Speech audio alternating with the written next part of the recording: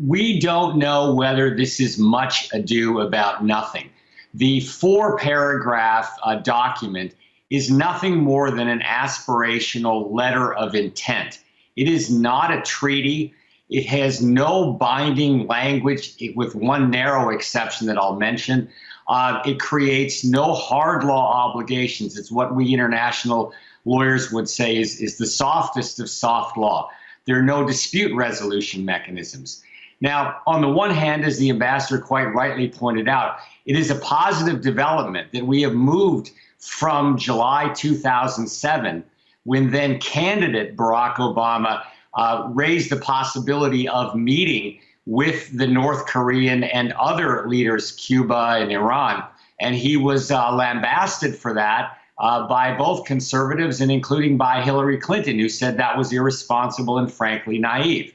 It's a positive development that we've got two leaders meeting, though it is puzzling to note that it is easier to meet for some reason with the North Korean leader than with the leader in Iran. And it's also puzzling to note that it's easier to get a document agreed with the North Korean leader than it is with our G7 partners.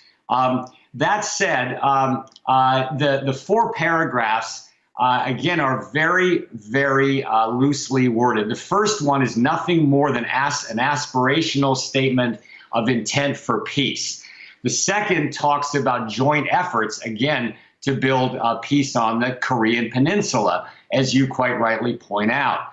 The third one is the one that much of the world's attention has gone to, which is the commitment by the DPRK, North Korea, to, quote, work toward complete denuclearization of the Korean Peninsula. Well, work toward creates no hard law obligations.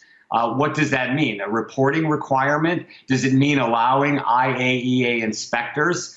Keep in mind that on that kind of issue, we had a 159-page detailed Iran nuclear deal that addressed what it meant for Iran to work toward.